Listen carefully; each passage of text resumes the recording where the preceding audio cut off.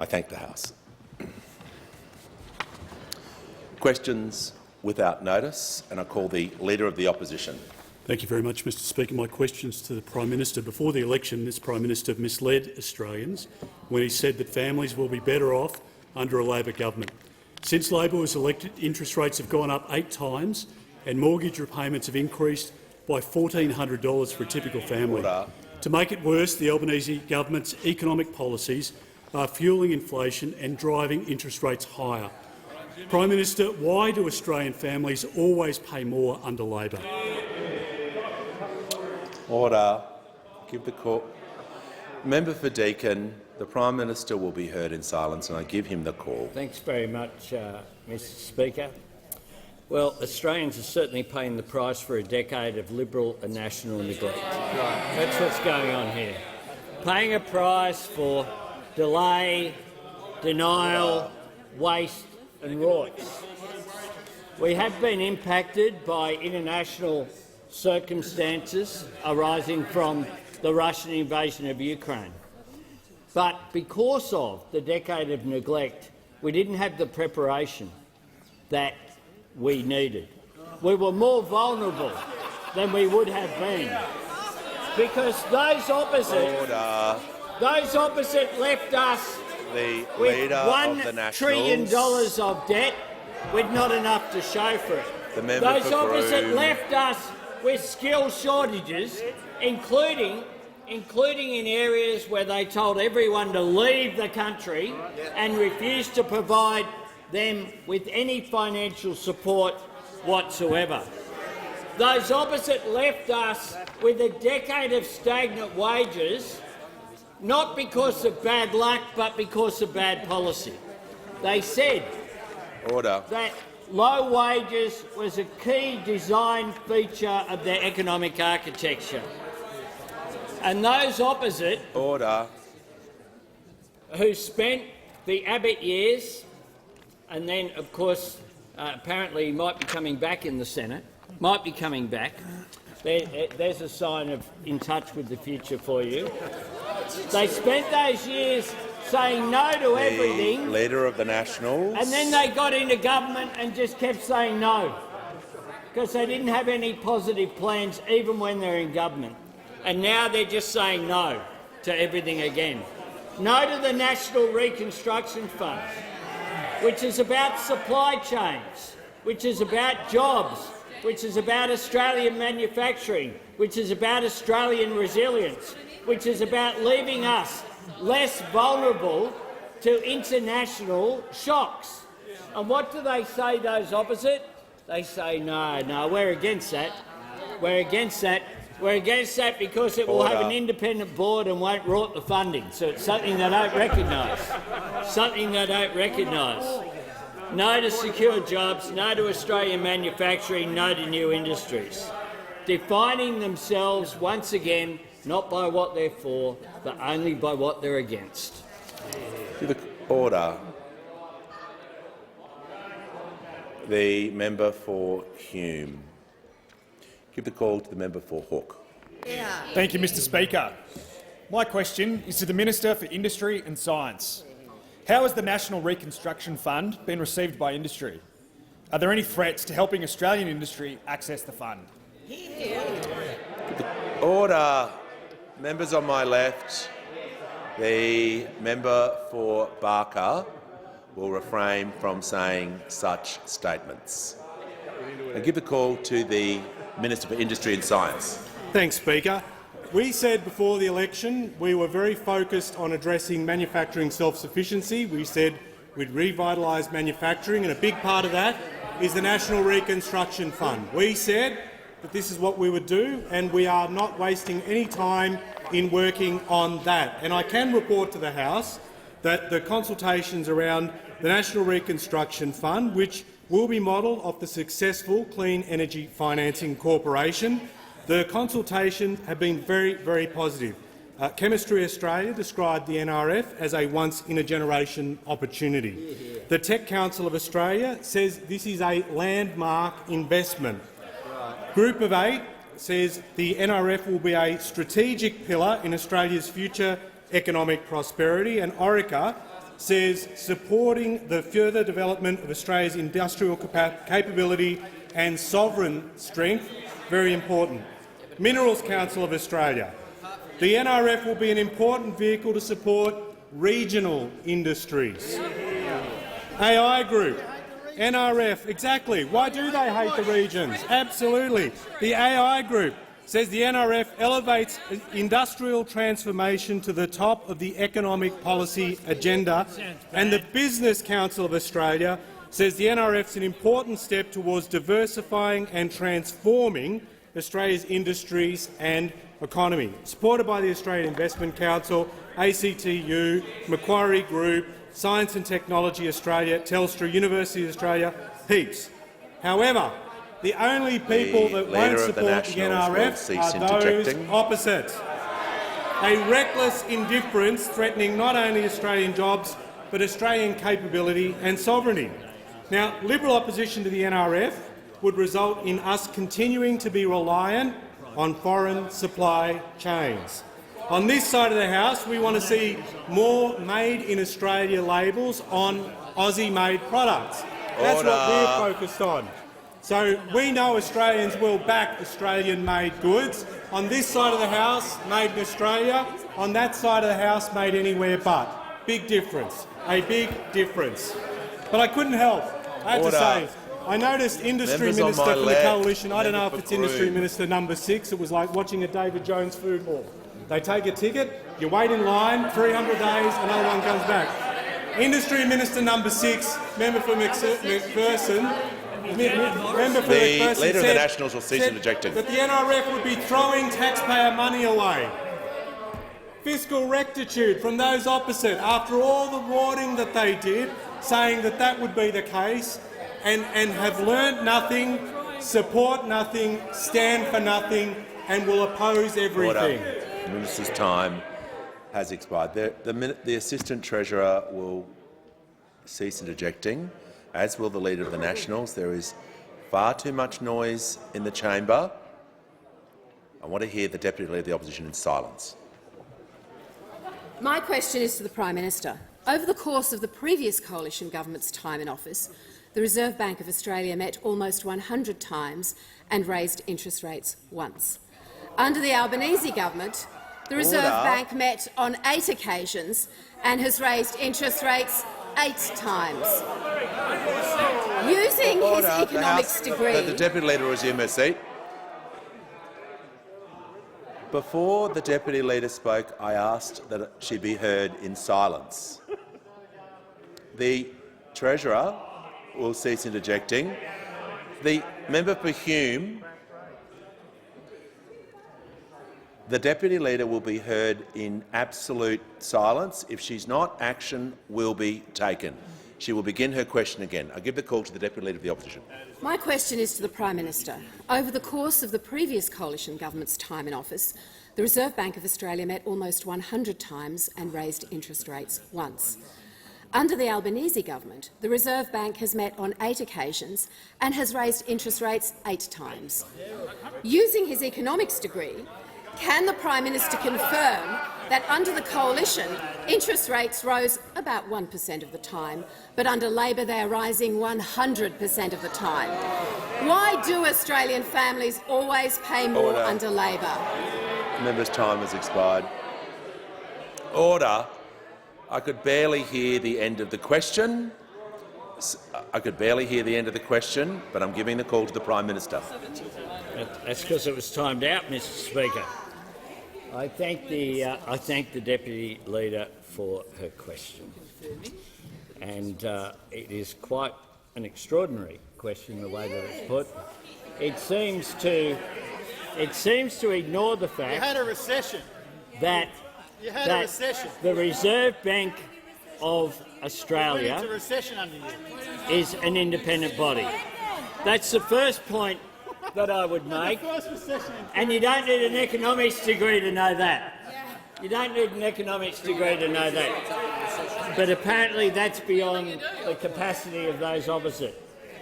The second thing that I will confirm is that the economy started growing, of course, under Bob Hawke and Paul Keating. And it grew. Order. It Order. grew for Members 30 on my years. left. 30 years. For 30 years. Order. It grew even when the entire world went into a global Member for financial Broome. crisis. The economy continued to grow. When did a recession come? Who was in government? And when a recession comes, the Reserve Order. Bank Far too much decreases noise on my interest left. rates in order to stimulate the economy. The Prime Minister will pause. Unless I can hear the Deputy Leader, I will not take the point of order. I give her the call on a point of order. On relevance, Mr Speaker, can the Prime Minister count to 100?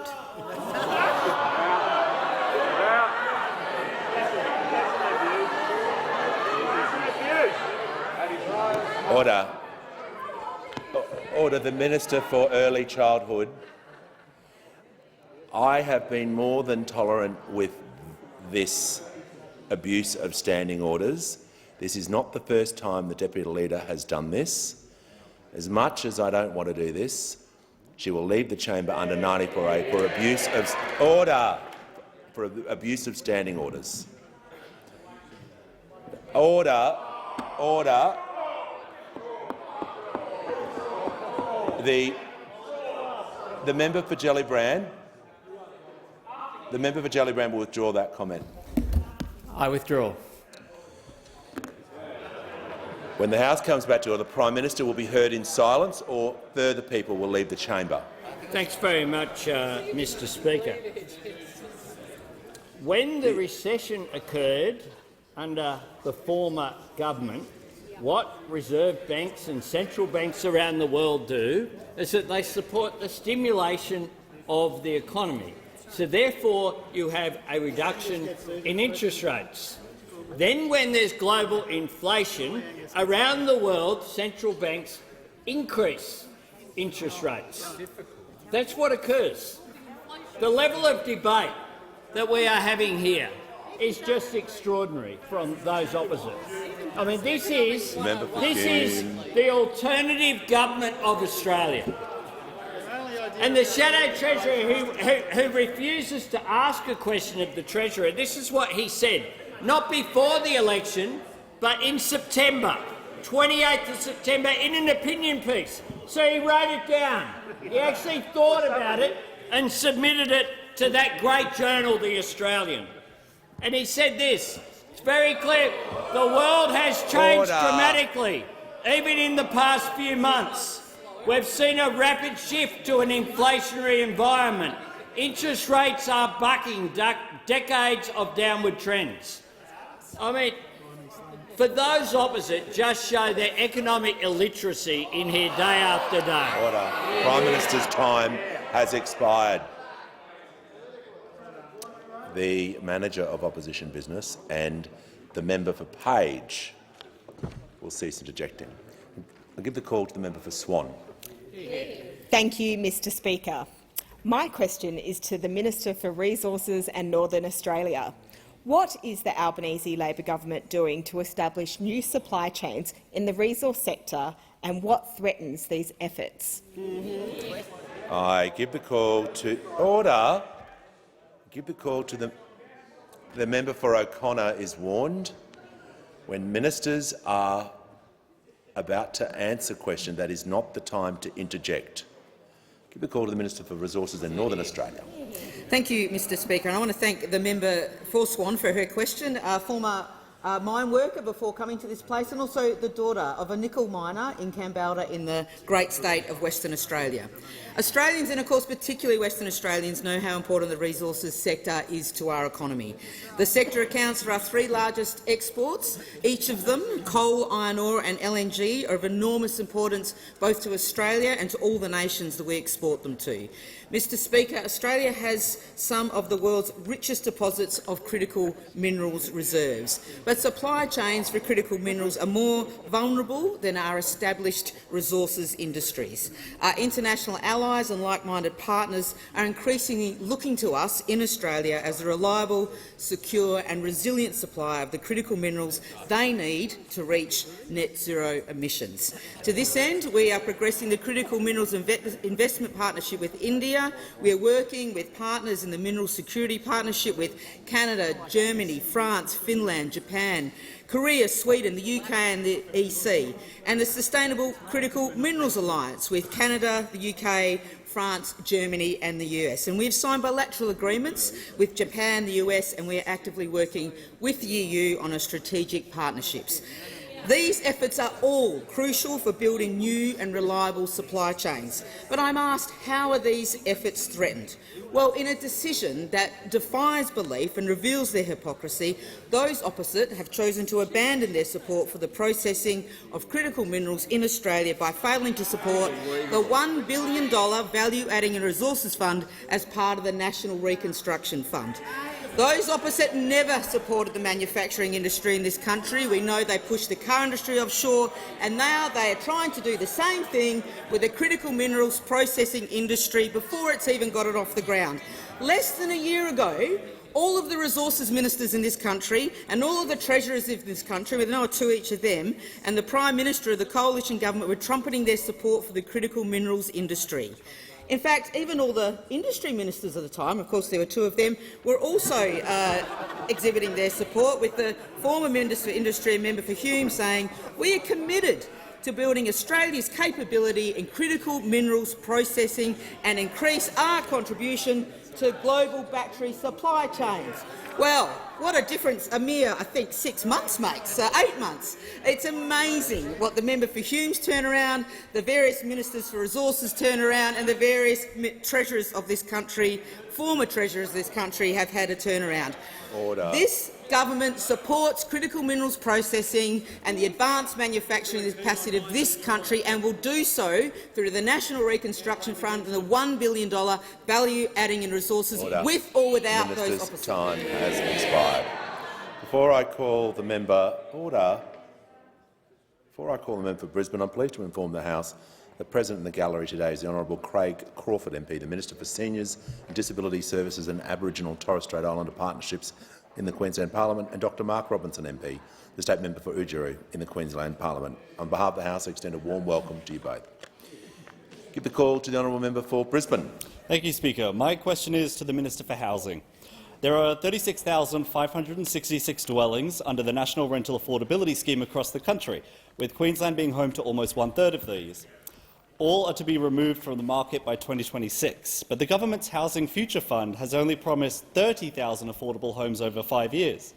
As rents and interest rates continue to skyrocket, does the government acknowledge that this plan doesn't even account for the loss of NRAS housing, let alone deal with the scale of the housing crisis? Give the call to the Minister for Small Business, Housing and Homelessness. Thank you, Mr Speaker, and I thank the member opposite for his question. The Albanese government does understand that safe and affordable housing is central to the security and dignity of all Australians, and we want every Australian to have the security of having a roof over their head.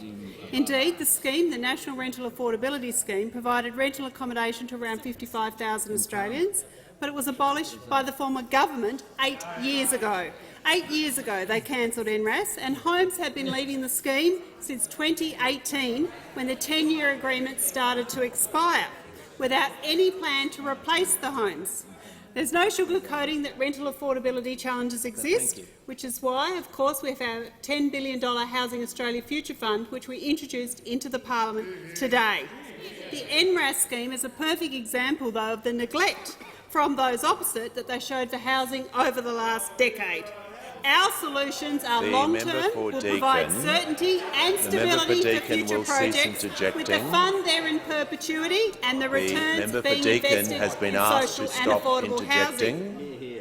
Indeed, we've already unlocked up to $575 million to immediately invest in social and affordable housing, and these projects are underway today. I've already made announcements around the country about some of these projects. And of course, the 30,000 social and affordable homes that will come from the Housing Australia Future Fund. And then on top of that, there's the National Housing Accord, which we agreed and announced in the last budget between state and federal governments. And of course, our 30,000 is on top of what the states and territories are already doing. The last government's $350 million in addition will be 10,000 additional homes that will be added to by the states and territories with another 10,000 affordable homes. And of course, there's the aspiration for the Accord of the 1 million homes right across the country of every sort over the 5 years. Order. We've also brought forward our regional my first-home left. buyer guarantee that has already helped 1,700 Australians into their first home in regional Australia. We have our government equity scheme, the Help to Buy, which will be coming out. And of course, our National Housing Supply and Affordability Council that we introduced into Parliament today will be working with all the other tiers of government to provide advice, independent advice about how we get more homes on the ground more quickly right across the country. I give the call to the member for Bendigo. Thank you, Speaker. My question is to the Minister for Climate Change and Energy. How is the Albanese Labor government supporting regions in the transition to a clean energy economy? How does the government's energy policy complement the government's priority to create manufacturing jobs? The call to the Minister for Climate Change and Energy. Well, thanks very much, Mr Speaker. I thank the honourable member for her question and recognise her leadership on regional jobs and renewable energy, and she knows they go hand in hand. And I'm very pleased to report to the member for Bendigo and the House the latest figures from the Clean Energy Regulator released in the last 24 hours showing large-scale renewable energy investment up 50% last year, Mr Speaker, 50% last year. And the Clean Energy Regulator advises me a significant majority of that increase occurred after May, Mr Speaker, after May, because the only thing holding Australia back was not a lack of renewable energy, was a lack of policy. 22 energy policies in 9 years, Mr Speaker. I'm also pleased to inform the House. Order. Members on my right.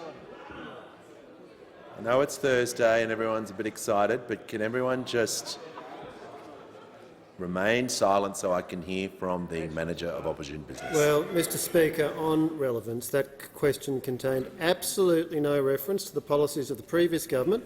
We referred to how does this government's policy complement this government's manufacturing policy.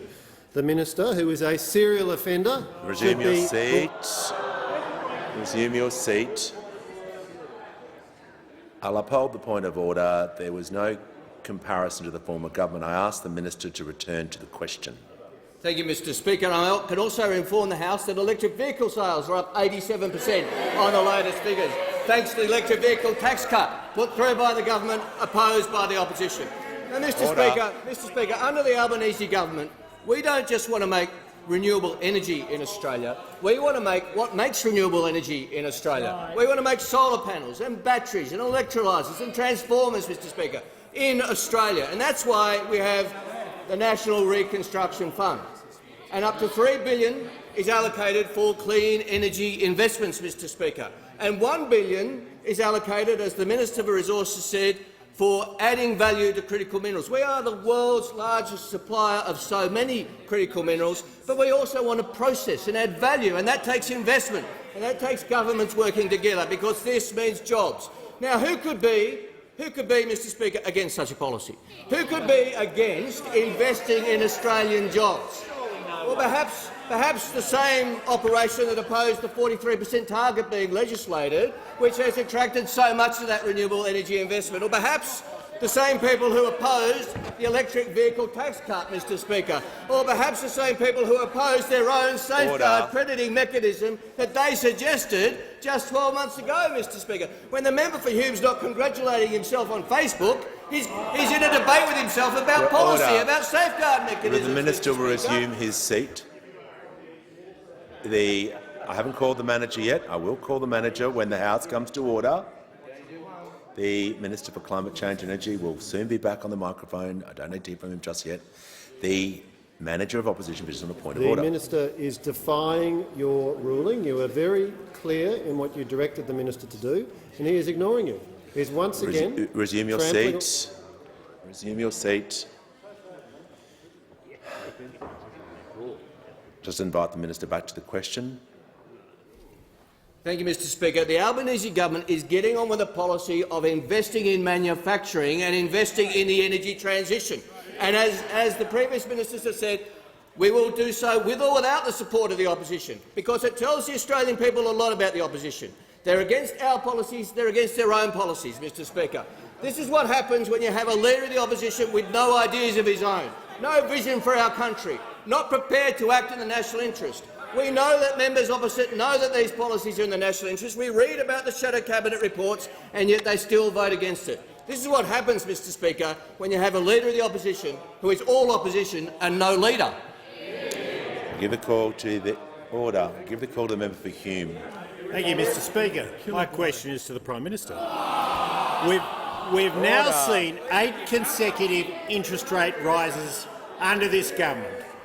Yesterday on Sky News, the Assistant Treasurer said about these rises, what's already in the system should do the job. But the RBA Governor says further increases in interest rates will be needed over the months ahead. Prime Minister, who is right, the Assistant Treasurer or the RBA Governor? Why do Australian families always pay more under Labor? Give the call to the order. The member for Riverina. Give the call to the Prime Minister. Well, Mr Speaker, I thank the Shadow Treasurer for his question, but I do express some disappointment on behalf of the Treasurer for the impossibility there is of getting a question. When Susan hits the fence. But I do so raise this issue, Mr Speaker, just to encourage those opposite to give the Treasurer a crack. Give the Treasurer a crack. Because Angus Taylor, the Shadow Treasurer, in his own words, said in September, it is very clear the world has changed dramatically. Even in the past few months, we've seen a rapid shift to an inflationary environment. Interest rates are bucking decades of downward trends. On that occasion, in that particular opinion piece in The Australian, the Shadow Treasurer, perhaps for the first time since he's entered this chamber all those years ago, has got one thing right. Give the call to the member for order. Members on my left. I give the call to the member for Dunkley. Thank you, Speaker. My question is to the Minister for Employment and Workplace Relations. What steps is the government taking, and what obstacles have there been to boost wages and to close the gender pay gap? Why are there so many loopholes that have kept wages too low? The call to the Minister for Employment, Workplace Relations and the Arts. Thanks very much, Mr Speaker. And I thank the member for Dunkley, who has been a tireless defender of working people in this parliament. There's a really simple reason why wages were kept low, and that's the previous government wanted to keep wages low. And there's a really simple way in explaining the obstacles that have been presented when we've tried to get wages moving. It's that those opposite still want to keep wages low. When we put to the parliament stronger pay equity laws, they said no. We said yes to helping low-paid female-dominated sectors get pay increases. When we put in the Secure Jobs Better Pay Bill sections prohibiting sexual harassment, they said no to those provisions in the law. We said yes to safer workplaces for women and an accessible process for workers. When we put forward better access to flexible working arrangements, they voted no. We said yes to the parents and carers who need more flexible working arrangements. When we put forward legislation to ban pay secrecy clauses, one of the key drivers of the gender pay gap, what do you reckon they said? No. They said no, and we said yes to closing the gender pay gap. when we put forward the sunsetting of zombie agreements. They said no to that, voted no, and wanted to keep agreements from way back in the work choices era still valid. And let me give you one example of what that means. The Mantle Group. The Mantle Group, up until last year, still had their workers employed on an agreement from 1999. Those opposite thought that was okay. Mantle Group had been enjoying a massive windfall of not having to pay penalty rates for 22 years. And those opposite voted no to fixing that loophole. The Fair Work Commission said, and this is a quote from the Commission, the effect of this employer having the benefit of an agreement made in 1999 without the payment to employees of penalty rates, at least in the last decade, is a disgrace. I consider it necessary for a light to be shone on these kinds of archaic agreements. Mantle Group then went off to look for the next loophole. So they had a new enterprise agreement negotiated between HR and 4 members of management that would then apply to the entire workforce.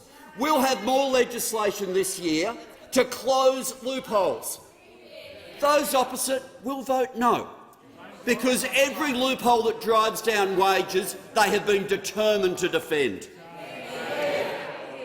Give a call to the member for Nichols. My question is to the Prime Minister. Caliphatis Fresh Produce, a major supplier of apples, pears and stone fruit in the Goulburn Valley, is facing a skyrocketing monthly electricity bill, rising from $50,000 a month to $100,000 a month under Labor. Why are Goulburn Valley businesses having to pay for Labor's broken promise to lower electricity prices by $275, and why do Australians always pay more under Labor? Order. Order. The member for Hume and the Leader of the Nationals. I'll give the call to the Prime Minister and it'll be heard in silence. Thanks very much. I thank the member for Nichols for his question. I think this is the first one he's asked to me since his election, and I congratulate him on his election.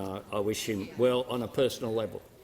Can I say, when it comes to thanks, though, that all members in this chamber had an opportunity last December to decide whether they were in favour of higher energy prices or lower energy prices. We on this side were in favour of lower energy prices. Those opposite voted for higher energy prices. Higher energy prices. And you don't have to listen to people just inside this chamber. AGL know a bit about the business, the energy business. They put out their statement to the Stock Exchange for their half-yearly results for 2022-23. And a statement to the Australian Stock Exchange is, of course, a very serious document. And they said this: notably, the impact of government intervention contributed to a sharp decline in forward electricity prices. That's what they had to say. That's what's going on. The AGL CEO Damien Nicks then, as quoted in the West Australian today, is saying the National Energy Price Relief Plan has contributed to a reduction in wholesale electricity forward prices from historically high levels. That's what the people, the member for Hume, is warned, on the front line there are saying. And in some places this isn't partisan, because the New South Wales Premier had this to say: I'm a free market guy, but also a practical guy too. And the reality is we stand with households and families across New South Wales. That's what he had to say. He went on to say, if states and territories working with the Commonwealth, everyone at National Cabinet is on a unity ticket. And indeed they were. Indeed, the New South Wales Treasurer said, we're not on the side of energy bosses, we're on the side of consumers and businesses. I wonder who he's thinking of. I wonder who he was thinking of. I wonder who he was thinking of. The fact is that the Russian invasion of Ukraine, together with the exposure that we have to international markets as a result of policy issues, is why these issues are being dealt with. We were dealing, along with state and territory governments, with these issues. Those opposite refused to be a part of any solution to these issues and chose instead just to oppose as they do it. You give the call to the member for Moreton. Thank you, Speaker. My question is to the Treasurer. How does getting wages moving again after a decade where they were kept deliberately low help to address the inflation challenge in the economy? Give the call to the Treasurer. Thanks very much, Mr Speaker, and thanks to my great friend and electoral neighbour, the member for Moreton, an absolute champion of working people in the southern suburbs of Brisbane. Mr Speaker, we said we would get wages moving again in responsible ways, and we are pleased to see that wages are beginning to move again in our economy. Because we recognise that a wasted decade of wage stagnation has harmed our economic prospects and hurt our people, and because the best way to deal with cost of living pressures people are facing is to make sure that they can earn enough to provide for their loved ones and get ahead. That's why one of our first acts as a government was to support a wage increase for minimum and award wage workers. We said we would do that, and we did it. We said we'd fix the broken bargaining system, which was acting as a barrier to productive workplaces and sustainable wages growth, and we are doing that too. We said we'd support a wage increase for aged care workers, and our next budget in May will fund that important change. We said we would train people for higher wage opportunities, make it easier for new parents, especially mums, to work more and earn more if they choose to, and we're doing that too. It's still early days, Mr Speaker, but we're really pleased to see the beginnings of wages growth in the economy again. Recent data shows that wages are growing at their fastest rate through the year since the beginning of 2013, before the previous government was elected. Now, Mr Speaker, as we all know, we have an inflation challenge in our economy, but we do not have that inflation challenge because wages are too high. On the contrary, wages have been too low for too long in our economy. We seek wages growth which is strong and sustainable, which in an economy which is more productive and more competitive and which creates more high-wage, high-skill opportunities for more of our people.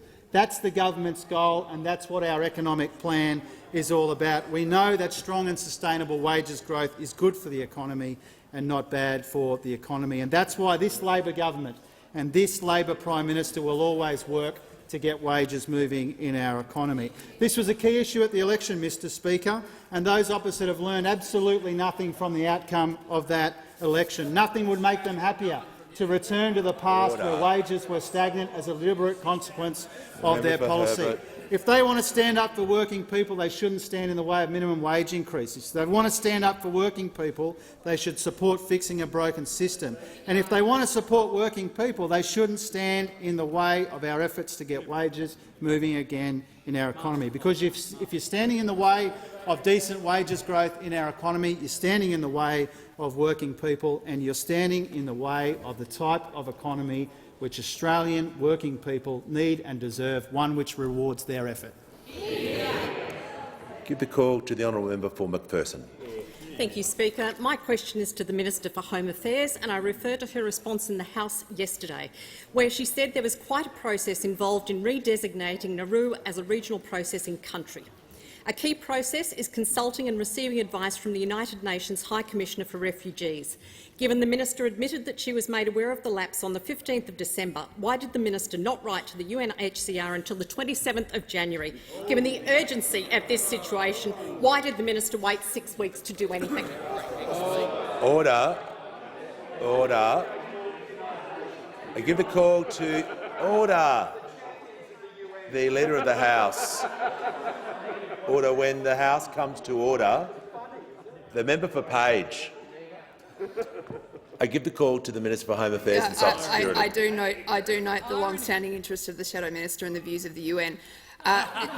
Speaker, I think the Shadow Minister should be well aware of the obligations under the Migration Act 198AB and AC, which require me to consult with the United Nations. I have a statutory obligation to do that. I assume she is aware I did that because I tabled a statement to that effect in the parliament on Tuesday. I met the obligation set out for me on the Act, and this problem was fixed on Tuesday. Give the call to the member for Canberra. Thank you, Speaker. My question is to the Prime Minister. How will the government's cheaper childcare plan and our update to paid parental leave make life easier for Australian families? I give the call to the Prime Minister. I thank the member for Canberra for her question. It was a delight this morning to be with you at the Childcare Centre at Manuka, along with the ministers, Minister Clare and Minister Ali. And it was great to meet with young Olivia, Bradley, Lulu, Bo, Sophie and Claire. And they were a delight to spend time with, and they're a credit to their families. But they're also a credit to the early learning educators, because they showed every time you go into an early learning centre, what you see is children learning social interaction. You see children benefiting from the skills that early learning educators have. You see the benefit of childcare. And our policy passed through this parliament, which will make childcare cheaper from the 1st of July, will benefit those children, but it will also benefit families, but it will also benefit our national economy by increasing women's workforce participation and by increasing productivity. And that's why it received such strong support from the business community. And today we announce that Professor Emerita Deb Brennan, AM, will co-lead the inquiry for our next step. Because what we committed to at the election campaign was to make sure that not only would we put in place this policy, which we announced in my first budget reply, in the days when opposition leaders had policies in their budget replies, we announced this, and it will flow through from July. But we also announced a Productivity Commission review would occur to look at universal affordable childcare. And this terms of reference that we announced today will look at affordability, access, workforce issues. We'll look at all of those issues going forward. But this is part of our plan to improve economic security for Australians. It goes together with the legislation that has been passed to update Australia's paid parental leave scheme, so it better reflects modern family life, to give families more flexibility. Changes to mean that parents can return to work part-time using paid parental leave. Changes meaning both parents can take part of their leave at the same time. Those changes that mean it's easier for dads to take leave. Those changes that mean that single parents will get the same number of weeks as two-parent families. There's more to come. 6 months of paid parental leave, which will benefit around about 180,000 families. This government is committed to making a difference, and our plan for early learning will do just that. Give the call to the honourable member for Kooyong. Thank you, Mr Speaker. My question is for the Minister for Environment and Water. Yesterday, you blocked a new coal mine in Queensland because of its adverse environmental effects on the Great Barrier Reef. This was an excellent application of the Environmental Protection and Biodiversity Act. Will you also reject the Middle Arm development because of its inevitable, irreversible and unacceptable environmental impact on the Darwin Harbour? Order. I give the call to the Minister for the Environment and Water. Thank you, Mr Speaker, and I want to thank the honourable member for her question. I did yesterday announce that I would not allow the Central Queensland Coal Project to proceed. I made that decision because the risk to the Great Barrier Reef and to freshwater creeks and groundwater beside the proposed mine was simply too great. The Great Barrier Reef is responsible for about $6 billion worth of economic activity every year, about 64,000 jobs. And given the science before me, it became apparent that the risks were simply too great. The honourable members referred to another project. I will make each decision that comes before me on a case-by-case basis, according to the law and according to the science that is available. Thank you. Give the call to the honourable member for Tangney. Thank you, Speaker. My question is to the Minister for Social Services. How is the Albanese Labor government delivering on its budget commitment to improve the parental leave scheme after nearly a decade of policy stagnation? Give the call to the Minister for Social Services. Thank you, Speaker, and I'd like to thank the member for Tangney for his question and for his fierce advocacy for families in his electorate. Earlier today, legislation to improve and modernise paid parental leave passed this House, and the Albanese government has listened to families and has acted. We know that dads and partners want to spend more time with their baby. We know parents want flexibility in how they choose to take leave and transition back to work. And we know the current eligibility rules are unfair to families where the mother is the higher income earner. And our legislation that passed the House today fixes these problems. From July 2023, 180,000 families each year will benefit from a stronger, more generous scheme, and of course there's more to come. I will soon be bringing forward more legislation to deliver the biggest expansion to paid parental leave since Labor first established it in 2011. And we are doing this responsibly, extending the scheme by 2 weeks each year from 2024 until we reach 6 months in 2026.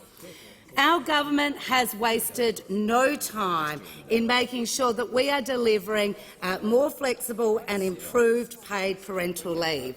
But of course I am asked about how that compares to those opposite, the decade of policy stagnation when it comes to paid parental leave.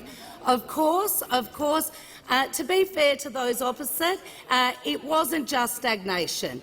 They did, to be fair, in the 15-16 budget, try and rip close to $1 billion out of the paid parental leave, accusing mothers, 80,000 mothers, of being double dippers, saying that they didn't deserve to be supported by their employer as well as the government. And of course, this was something that really grated on many women and families around the country, because we know that families are trying to spend as much time as they can to ensure that they're able to still afford to pay household bills, and this is what our improvements will do. So far from accusing parents and mothers of being double dippers, far from trying to rip money out of the paid parental leave scheme, we are fixing the result of 9 years of the coalition government's inaction,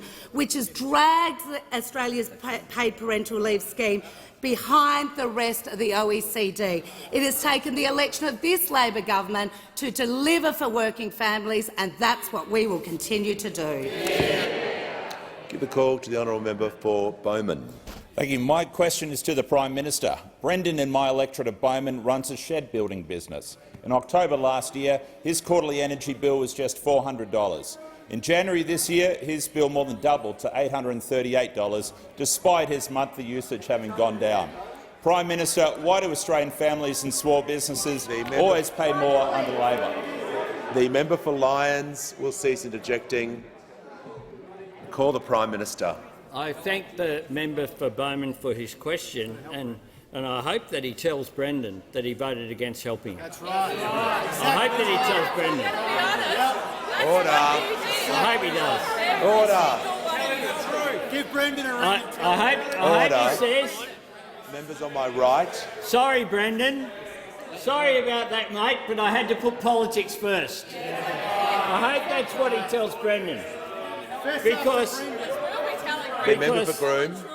in other places, such as the National Cabinet, this was an issue in which adults sat around and worked through the complex issues which are there as a result of the global issues that are occurring arising from the Russian invasion of Ukraine.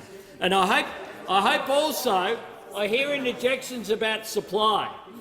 I hope that he also tells Brendan that 4 gigs left the system and 1 gig came in. 1 gig came in and 4 out, and that's why on their watch, and I don't blame the member for Bowman because he wasn't there.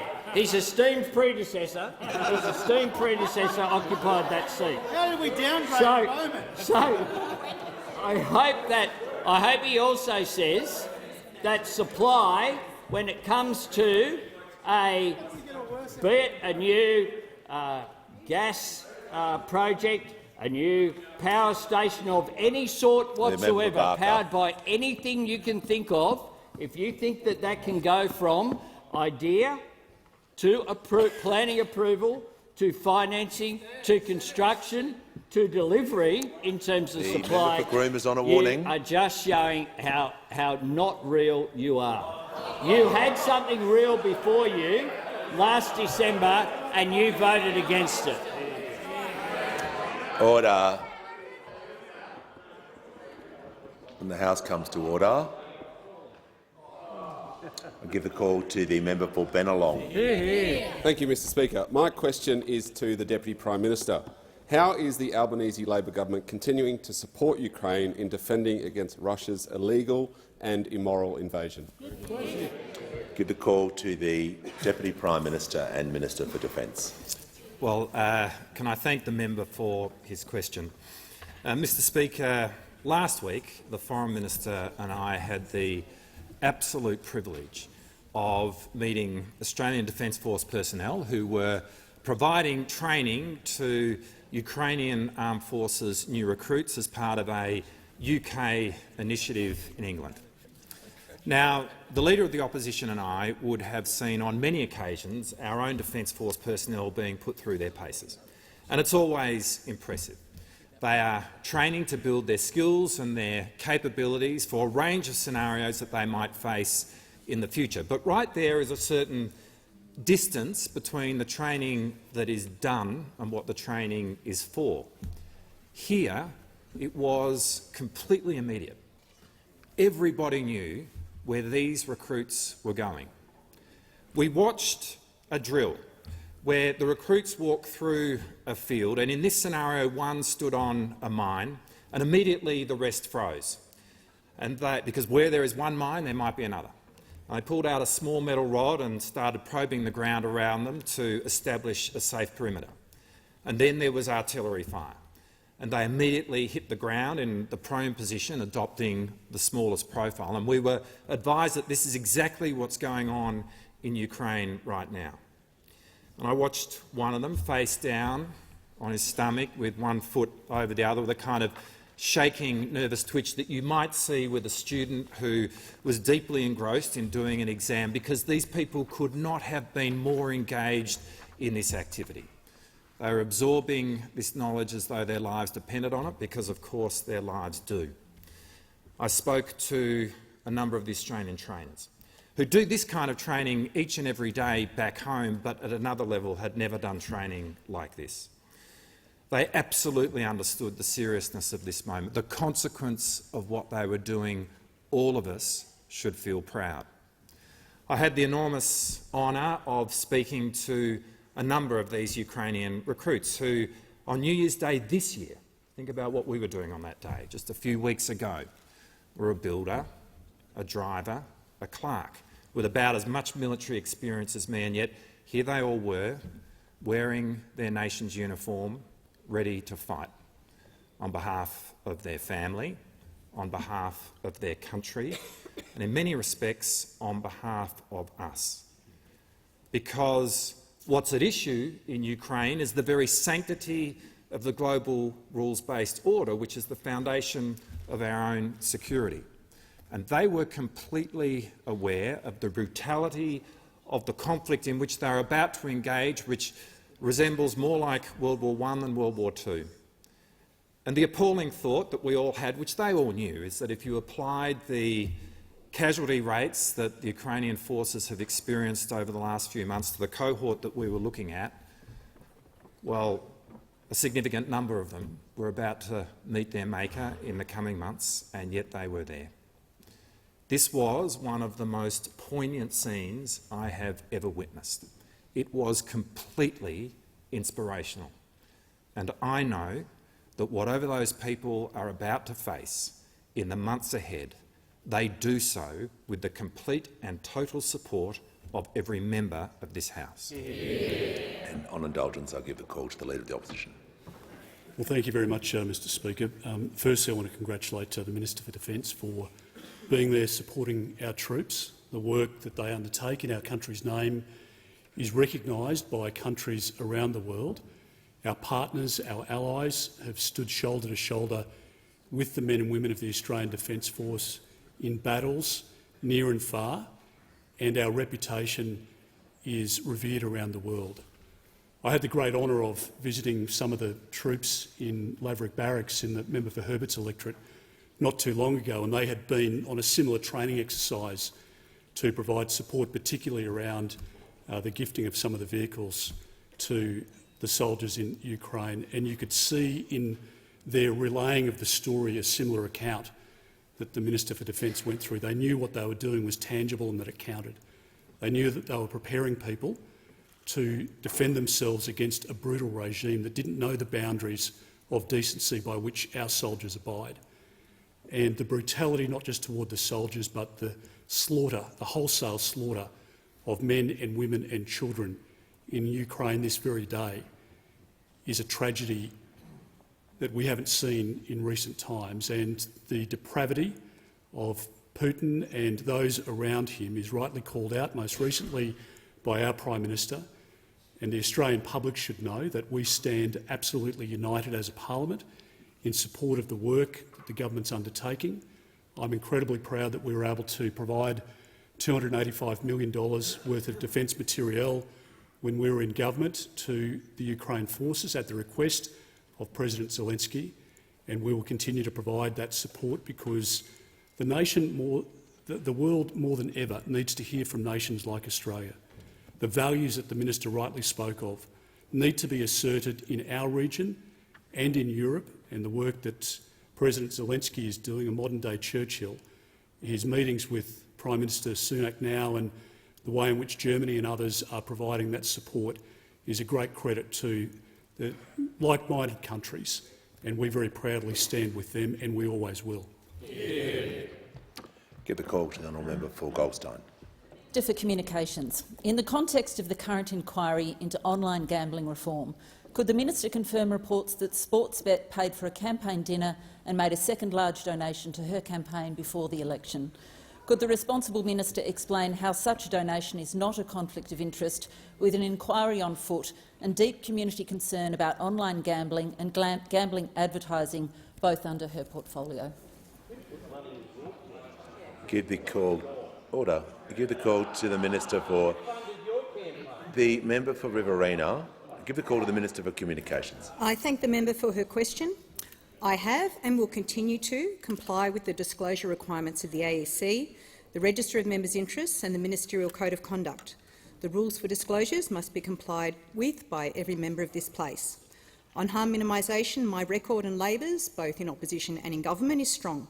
We are committed to reducing harms from online gambling, and we are implementing a national self-exclusion register.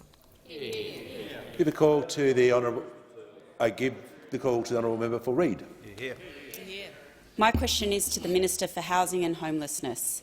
How is the Albanese Labor government delivering on its commitment to ensure more Australians have a safe, affordable place to call home?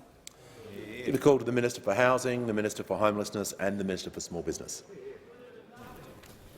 Thanks, Mr Speaker, and I want to thank the member for Reid for her question and also for holding a roundtable in her electorate for me to attend with housing and homelessness service providers, because of course she, like everybody on this side of the House, understands that safe, affordable housing is central to the security and dignity of all Australians, and we know how many Australians are doing it tough. We know this because we see and we hear it every day.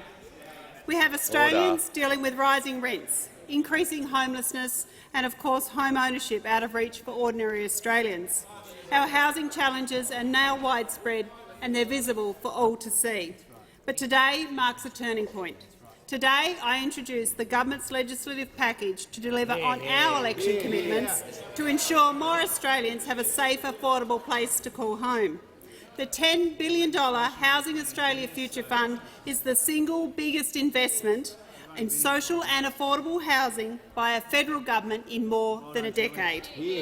Returns from this fund will be the principal mechanism to deliver on the government's commitment that we put to the people at the last election. A commitment to build 20,000 new social homes and 10,000 affordable homes in the first 5 years of the fund. We've also introduced legislation to establish the National Housing Supply and Affordability Council that will provide independent advice to government and governments on options to increase housing supply across the country. It will provide independent and expert advice on the right policies and the levers needed to address housing affordability. We want to get more homes on the ground more quickly, but we need to make sure they're the right homes in the right places. Of course, we also introduced our legislation to establish Housing Australia as the principal Commonwealth agency for delivering new homes on the ground. Homes in our cities, homes in our regional towns and homes in remote Australia. But of course these reforms build on the actions that we have already taken. Last year we unlocked up to $575 million in funding from the National Housing Infrastructure Facility to invest in more social and affordable homes.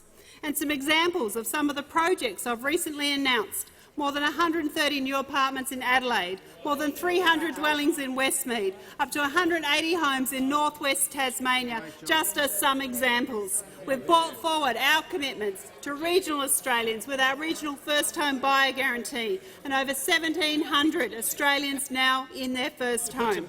Of course, this builds on the housing accord that was announced in the last budget, where we will work with industry, with the sector, with state, territory and local governments. The Australian government providing an additional $350 million for 10,000 more affordable homes. We're delivering on our agenda. It's far too much noise.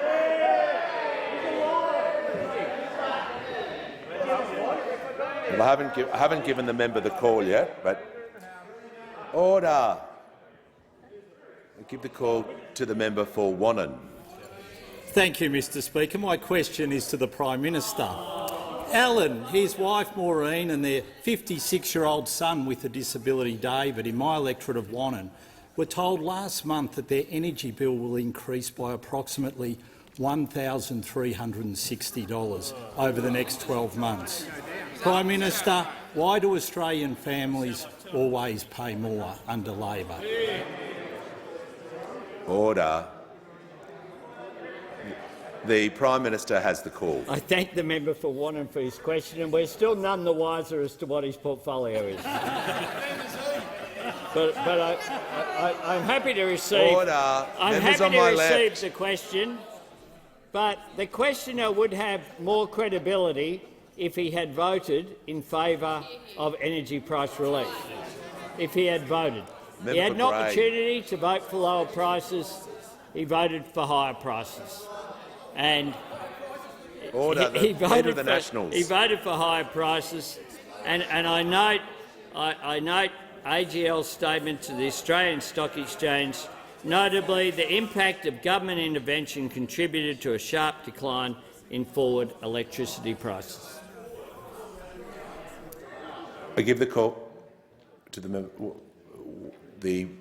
member for Wannon on a point of order. No. I seek leave to table a letter from Alan to the Minister for Energy and Climate, pointing out that his bill will go up by $1,300. Right, resume your seat. Is leave granted? Is leave granted? Sorry, Speaker. Order. Speaker. Just wait. Order. Members on my left. Resume your seat. Members on my left will cease interjecting. Call the Leader of the House. The procedure under standing orders for tabling of documents during question time under practice is if there is a document that the minister is referring to. This is not a document that the Prime Minister was referring to. Leave's not granted, and it's not what the procedure is there for.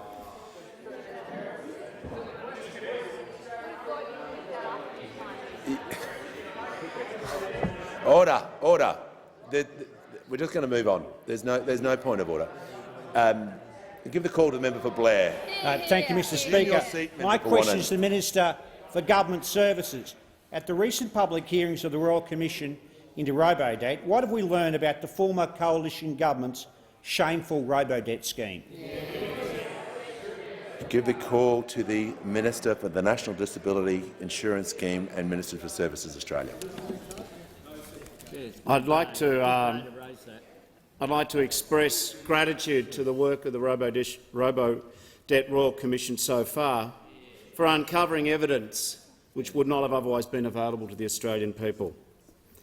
Some of that evidence shows that by the middle of 2017, the former coalition government was well and truly aware of Robodebt's many problems. As I updated the House yesterday, there were literally tens of thousands of articles in the media, several hundred mentions in Parliament, countless representations made to MPs and senators on all sides. There was the missing $1 million report, which was shelved inconveniently before it could be provided. But most importantly, the former government were on notice from the victims bravely sharing their own stories. Despite this, I can advise that from the 1st of July 2017, a total of 764,000 Australians who had received welfare payments in the past were unlawfully accused of defrauding the government and slapped with Robodebt notices. Now, of this, 348,000 were subsequently notified that there was an apparent discrepancy during the scheme but did not have a debt raised against them. However, the remaining 416,000 Australians were still issued unlawful Robodebts after July 2017. If the coalition government had heeded these repeated, numerous, well-documented warnings and stopped the Robodebt scheme at that stage, 764,000 of our fellow Australians would never have been subjected to this stressful, unlawful behaviour by their own government. Not only did the Morrison government continue with this illegal scheme for more than 3 years, until it was only eventually stopped by a class action in November of 2020, we know from evidence at the recent hearings of the Royal Commission that they were continually dismissive of the warnings. What if the Morrison government had not ignored the repeated warnings? What if they had actually published the $1 million report? What if they had heeded the pleas of the victims? Could this illegal scheme have ended in July of 2017? Now, we will never know. Order. The member for Fremantle is warned. The Manager of Opposition Business on a point of order. Well, Mr Speaker, again, this minister is trespassing into the territory that you have rightly warned against, drawing conclusions, which is the work of the Royal Commission, rather than reporting on evidence. And the risk is that this creates an impression of prejudicing the work of the Royal Commission, order. Because the minister is saying publicly what you may he resume wants your the seat. I reminded the House yesterday and the minister that I was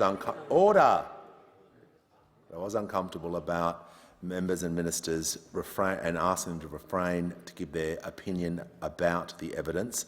I asked the minister to continue with his answer to make it clear to the House that he is referring to evidence within the Royal Commission. I'll give him the call. Thanks, Mr Speaker. Despite the protestations of the opposition, it is a fact that the scheme was illegal. It is a fact that 764,000 Australian citizens, who pay the opposition's wages, by the way, were unlawfully served with debt notices. The point which really remains in conclusion is simply this. The architects of Robodebt believed that the ends justified the means, and the only remaining question for me is when will all of the architects at the top of the Robodebt tree take full accountability and take full culpability and responsibility for the most illegal administrative scheme run by any government in the history of the Commonwealth? I give the call to the member for Durack. Thank you, Mr Speaker. My question is to the Prime Minister. Labor's decision to scrap the cashless debit card has led to an increase of crime, gambling, alcohol-fuelled violence and child neglect. I'm receiving reports from locals in the town of Kununurra that school children that would have otherwise had money set aside for their canteen lunches are now going hungry, often the only meal that they would have got that day. When will this Labor government recognise that their reckless move to scrap the cashless debit card is leading to poorer outcomes in some of our country's most vulnerable communities? I give the call to the Minister for Social Services. Well, thank you, Speaker, and I thank the member for her question. I would like to first acknowledge that in the Kimberley region there has been extensive flooding and there's been a lot of disruption. I am aware that there's been an influx of people into larger communities across the Kimberley due to the impacts of the recent severe floods, which have caused evacuations and significant damage. Those opposite might think the flooding events in the Kimberley are a joke, but they're not. They're not. I firstly want to acknowledge all of those that have been impacted by this severe flooding across the Kimberley region, and my thoughts are with those that are starting to recover. Recovering from these events will take significant time. Now, Speaker, the opposition has shown real desperation now, I think, to link the influx of people, the dislocation of people and the array of issues that are faced by the people of Broome, Derby and Kununurra as a result of these floods. Order. As the minister concluded her answer. The member for Longman does not need to assist. Give the call to the member for Durack on a point of order. Thank you, Mr Speaker. Relevance. The people of the East Kimberley simply want to know whether you will acknowledge the recklessness of your decision. Resume your seat. It's close to an abuse of the standing order, but out of respect for the member Durack, she may remain in the chamber. Give the call to the Minister for Social Services. I do understand there has been, as a result and connected to the disruption and dislocation of both many people across the region, as well as the disruption of policing services, that there has been a rise in antisocial behaviour in Broome, Derby and Kununurra, two of these places never subject to the cashless debit card. Of course, what we are going to do is continue from this side of the House to deliver the supports that people need, whether that is the Minister for Emergency Services delivering improvements across the board to support those recovering and to ensure that those throughout the Kimberley region, including in the East Kimberley, get the supports and services that make a difference and the supports they need. And importantly, I did want to recognise that we have locked in ongoing funding for a range of support services like children and parent support services. Order. Give the call to the member for Higgins. My question is to the Minister for Indigenous Australians. What progress has been made towards recognising Aboriginal and Torres Strait Islander people in the Constitution and including an Aboriginal and Torres Strait Islander voice? I give the call to the Minister for Indigenous Australians. Thank you, Mr Speaker, and can I thank the member for Higgins for her question and recognise her passion for this issue. In the second half of this year, a referendum will be held on constitutional recognition.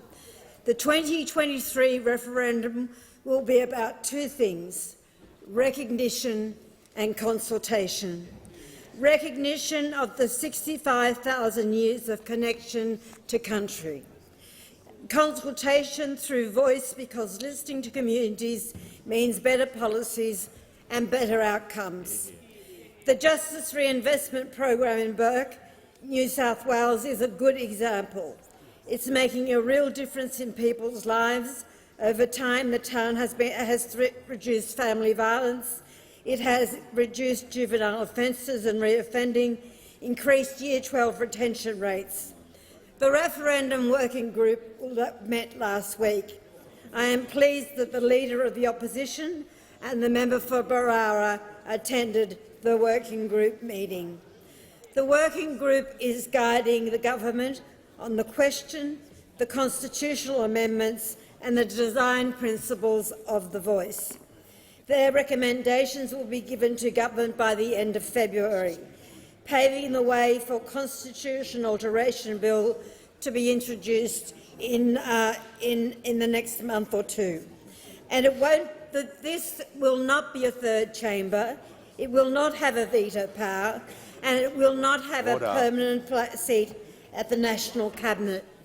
However, last week every state and territory leader has signed a statement of intent to support recognition through the voice.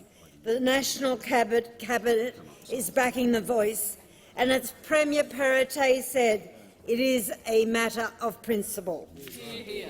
One man who knows the truth is Galarrwuy Yunupingu, a Gumatj leader from north-east Arnhem Land, an elder and a very significant person in this country, in fact an Australian of the Year. If Galarrwuy were here, he would remind us the future is our responsibility. All who are here today would be asked for their leadership. So in the words of Galarrwuy, someday we can all say, this is our country, it is a country we are all proud of, and we will rejoice and celebrate to our Indigenous brothers and sisters. And in closing, can I say, I want everyone in this chamber to think how they will feel the Sunday morning after a successful referendum. We will be proud and we will stand true and tall as Australians. Give the call to the member for Barara. Mr Speaker, my question is to the Prime Minister. Prime Minister, the government's committed to a referendum that, if successful, will establish a single body in our constitution. What aspects of the Calma-Langton report will the government adopt if Australians vote yes for the voice referendum? Give the call to the Prime Minister. Yeah, I thank the member for his question, and I thank him for the work that he's done over a long period of time in supporting a voice to this parliament, including the committee of which he was the joint chair, along with Senator Patrick Dodson, a great Australian. And that report I have read. It's a substantial contribution. It was a result of, established by the former government, but in a bipartisan way, as a result of the Uluru Statement from the Heart in 2017, which was itself, as you're aware, the end of a 5-year process of consultation. And after that report, of course, Calma and Langton produced their report. The member wasn't a member of the former cabinet, but we know from Ken Wyatt, who has my utmost respect, the former Minister for Indigenous Affairs in this place, who had the great honour of being the first Aboriginal Australian to hold that position, that it did go to the Cabinet not once but twice previously. I have read that report. It's a substantial report. It indicates the principles that have been established then by the Referendum Working Group, as the member would be aware, have outlined 8 principles going forward as well. The member, though, I point this out, that in terms of the process, the way that constitutional change occurs is that the Constitution outlines the principle, as the member would be aware, and I'd encourage him to read Justice French's contribution. Order, members on my left. On the Constitution. But the member is a participant. He's not an observer. This is not the government's idea. This is an idea that has come from the bottom up, that the former government was responsible for. And let me say this, that in March legislation will be introduced. They want to listen. Order. Order. The member for Groom is on a warning and others will shortly follow if this unacceptable noise continues. Give the call back to the Prime Minister. In March, legislation will be introduced to this parliament, and then a committee will be established, and I'm open to the form of that committee. I want to maximise support for this referendum. I'm not here to say this is the government's position, take it or leave it. I want to engage genuinely, and I've met with the Leader of the Opposition on no fewer than 6 occasions. This should not be— Minister for Infrastructure. The Minister for Infrastructure. This is not for the government. This is for the people of Australia.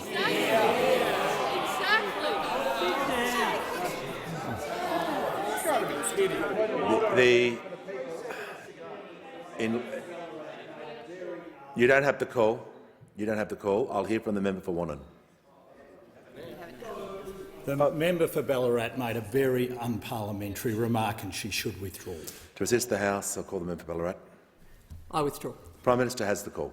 Thank you, Mr Speaker. And I'd ask for an extension, if possible, by leave. It's leave granted. The Prime Minister I thank the Leader of the Opposition. And I say this to everyone in this chamber, that in March, when that legislation is introduced, we will have a committee process. It won't be a government process. It will be a process of this parliament. I want the coalition to participate in it. I want the crossbench to participate in it. I want to maximise support for this. And I offer here to the opposition to participate in that process in goodwill. And part of that will be the development of further detail beyond the principles that have been established by the Referendum Working Group. And then if the referendum is successful, there will then be a process, again, which I will seek as much bipartisanship as possible.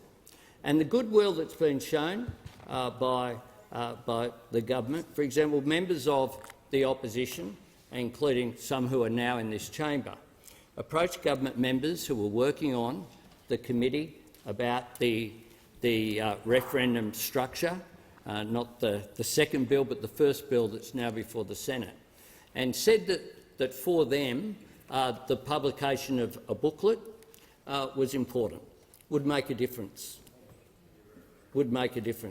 So we agreed. I was approached last week. I spoke with the Minister, Senator Farrell. I spoke with the Minister for Indigenous Affairs, and we conveyed very clearly our support for that. That wasn't our starting position, but it can't be. This process cannot be one of Labor versus Liberal. We have to rise above this. And I respect the fact that— The member for Hume.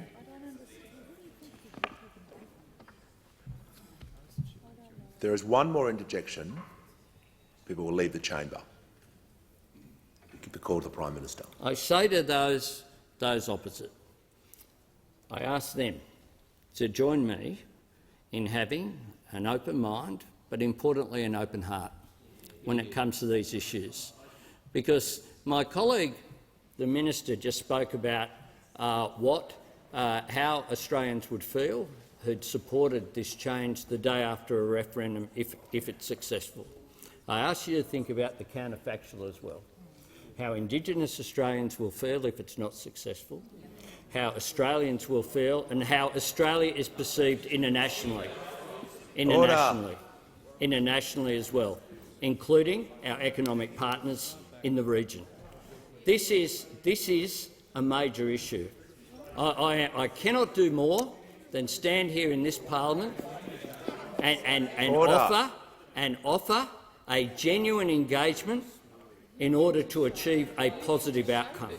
I think there are people of goodwill in faith groups, in sporting organisations, in the business community, in civil society groups, but most importantly, Indigenous Australians themselves who want this change, who've waited a long time. And I say this, if we do not recognise Indigenous Australians in our Constitution this year, when will we? When will we? When will we?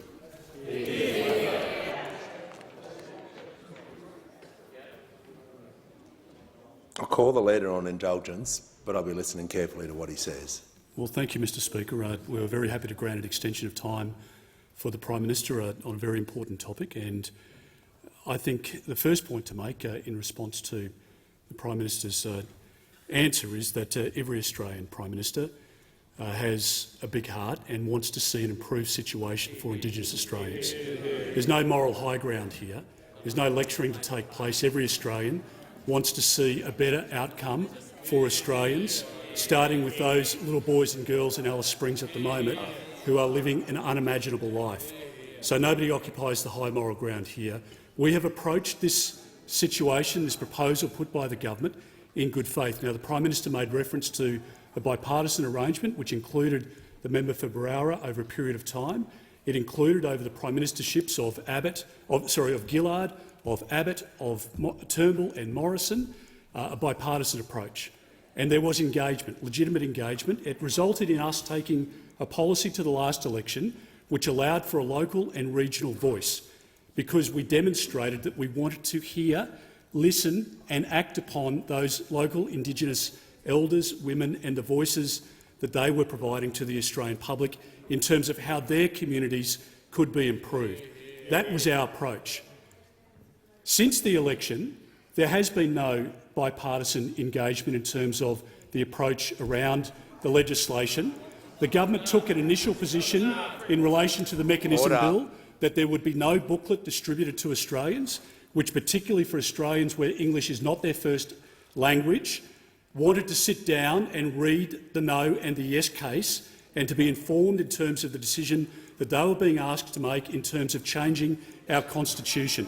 Australians in their millions at the moment have goodwill and have an approach which I think is reflected in the view that we have taken constructively as an opposition. That is, Mr Speaker, that they want to understand the detail that the Prime Minister is proposing.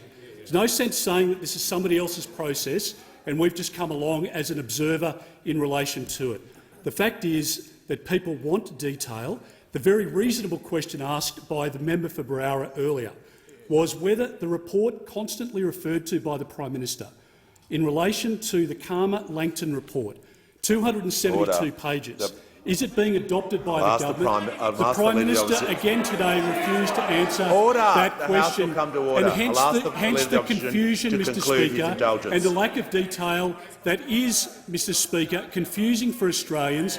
And if the Prime Minister is after an outcome, the approach at the moment is not going to lead to that outcome. His indulgence. Order. The Minister for Home Affairs will remain silent. Give the call to the member for Lawler. Thank you, Deputy Speaker. My question is to the Attorney-General. How is the Albanese Labor government reforming our federal administrative review system and cleaning up the coalition's mess? Give the call to the Attorney-General. I thank the member for Lawler for her question. The shameless stacking of the Administrative Appeals Tribunal by those opposite is well known.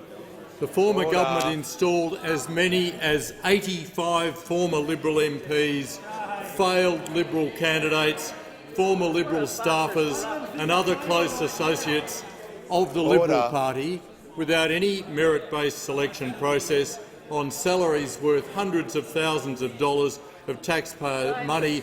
And I'm very pleased to see that the former Attorney-General, Senator Cash, has one of the ministers responsible for that shameless stacking has joined us in the chamber. This has had serious consequences for those Australians who rely on the AAT to review government decisions which often have huge life-altering impacts. It might be a person with a disability who's seeking support through the NDIS or a veteran who's seeking compensation for a service injury. Thanks to the former government's shameless stacking, the AAT has become dysfunctional, with extraordinarily large and growing backlogs causing delays of many months and, in some areas, even years. It's unacceptable. Another mess left by the former government, which the Albanese government has wasted no time in cleaning up. On December the 16th last year, I announced that we would abolish the AAT and replace it with a new administrative review body that will be composed of members who have been chosen through a transparent and merit-based appointment system, unlike the stacking process used by the former government, of which the last practitioner was Senator Cash. We will ensure Australia's system of administrative review serves the interests of all Australians, not just the interests of the Liberal Party. It won't be a Liberal Party job agency, as it was under those opposite, as it was under Senator Cash. And unlike those opposite, we will deliver on the promises we make. Order. Give the call to the member for Casey. My question is to the Prime Minister. Can the Prime Minister confirm that there were more COVID-related deaths in residential aged care in the last 8 months under your government than in the first 2.5 years of the pandemic under the Coalition? Order. Give the call to the Prime Minister. I'll ask the member for Health and Aged Care to add to this answer, but what I can confirm is that every single death in aged care is a tragedy. Every single human being is someone who was someone's mum or dad or grandfather or grandmother or brother or sister, and it is tragic. And I take the opportunity as well to pay tribute to the workers in aged care who do such an extraordinary job. And in particular, over the last few years, the pressure that they've been under because of the COVID pandemic is quite extraordinary. What the government has done is to work across different levels of government to take the appropriate health advice and to put in place the measures that have been continued in aged care with regard to PPE and appropriate health measures, respecting the fact that people in aged care are particularly vulnerable to the impacts of COVID. The COVID pandemic continues to impact Australians. We have changed the response to it, I think, in an appropriate way, but continuing to make sure that we prioritise assisting people who are in the most vulnerable circumstances. And I call the Minister for Health and Aged Care. Thank you, Prime Minister, and I thank the member for the question. This is obviously the source of a great deal of tragedy and distress for many hundreds of families as we get towards the back end of this latest wave, the fourth Omicron wave. I indicated yesterday that there have been a little more than 800 deaths in residential aged care since October, when this fourth wave started, about 2,600 deaths over the course of the wave, and that is a great tragedy. We are learning through every wave how better to protect the most vulnerable members of our community, which is really the couple of 100,000 people who live in residential aged care.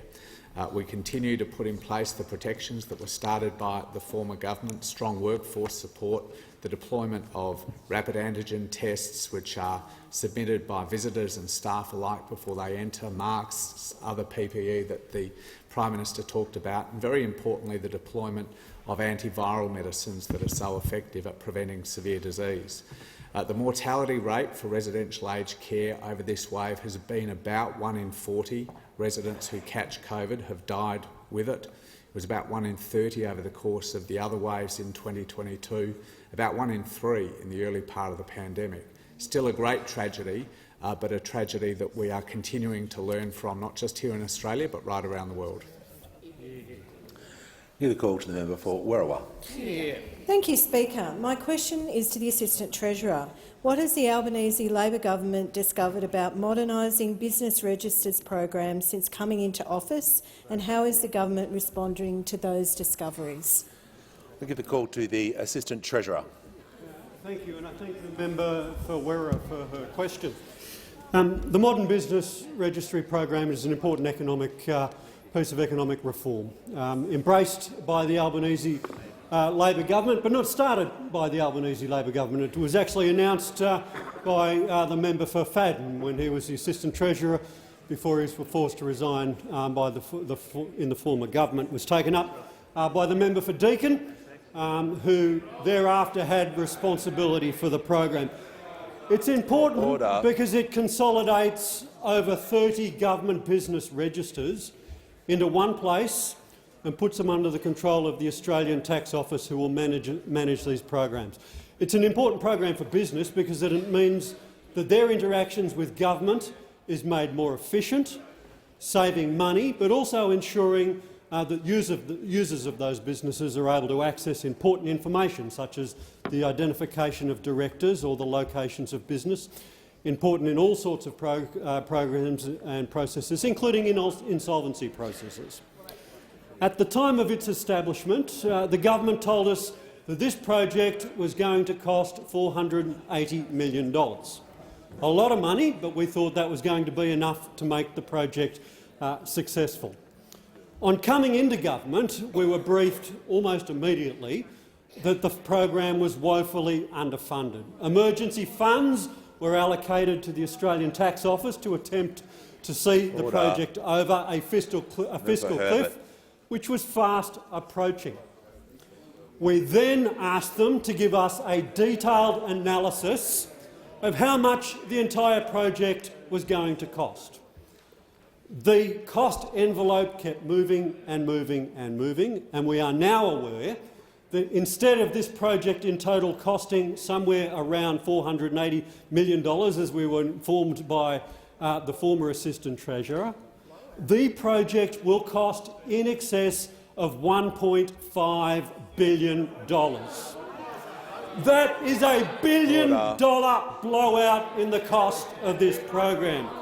Now, Mr Speaker, day after day, members of the coalition come into this place and ask that we as the government pay recognition for their excellent record of economic management. The fact is that they were incompetent economic managers that left us with $1 trillion worth of debt, and program after program after program unfunded and unable to be delivered, and this is just another one of them. The businesses, including the small businesses of Australia, deserve much better than this. An incompetent government and an incompetent opposition. The Assistant Treasurer's time has expired. I call the Prime Minister. Thanks, Mr Speaker. I ask that further questions be placed on the notice paper.